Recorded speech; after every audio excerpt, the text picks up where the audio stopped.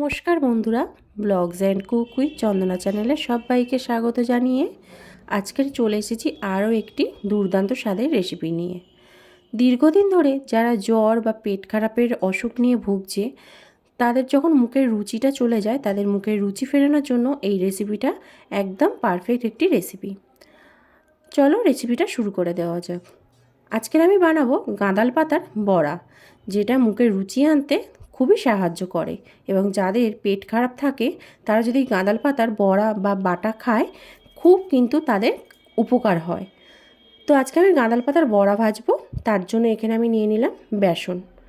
এই বেসনের মধ্যে এবার মশলা আমি মেশাবো একটু চটপটা বানানোর জন্য।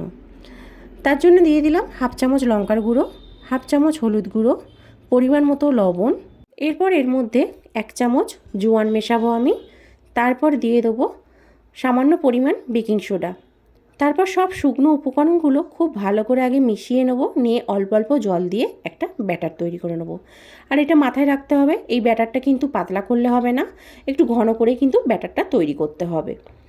এখানে যে সমস্ত মশলাগুলো আমি দিলাম, এইগুলো দিলে বড়াটা খেতে খুব সুন্দর লাগে। আর পাতার যে একটা গন্ধ আছে, সেই গন্ধটা কিন্তু তখন আর থাকে না।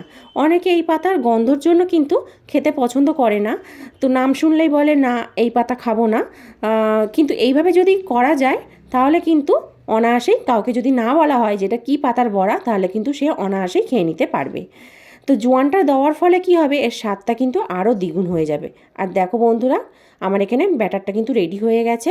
ব্যাটারটা ঠিক এই রকমই ঘনত্ব রাখতে হবে। এরপর আমি কড়াইতে পরিমাণ মতো তেল আমি গরম করতে দিয়ে দিলাম। এরপর আমি পাতাগুলোকে ধুয়ে তুলে নিয়েছি। এরকম একটা একটা করে গোটা পাতা নেব, নিয়ে এইভাবে আমি ব্যাটারের মধ্যে চুবিয়ে তারপরে তেলের মধ্যে দিয়ে দেব। দেখো বন্ধুরা কি সুন্দর ফুলছে না, পুরো ফুলে বলের মতন তৈরি হবে।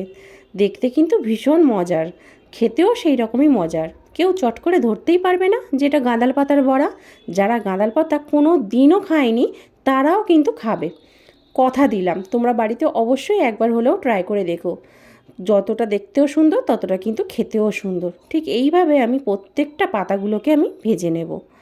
আজকের রেসিপিটা তোমাদের কেমন লাগলো অবশ্যই কিন্তু আমাকে কমেন্ট করে জানিও। যদি ভালো লেগে থাকে অবশ্যই লাইক কমেন্ট শেয়ার করতে ভুলো না বন্ধুরা। আর আমার চ্যানেলে নতুন বন্ধু হয়ে থাকলে চ্যানেলটা সাবস্ক্রাইব করে পাশে থাকা বেল আইকনটি প্রেস করে দিও, যাতে প্রত্যেকটা নোটিফিকেশান তোমাদের কাছে আগে পৌঁছিয়ে যায়। এইভাবে প্রত্যেকটা বড়া আমি ভেজে নেব। গরম গরম ভাতের সাথে কিন্তু এই বড়াটা খেতে দুর্দান্ত লাগে। তো আজকে ভিডিওটা আমি এখানেই শেষ করছি। সবাই ভালো থেকো, সাবধানে থেকো, সুস্থ থেকো।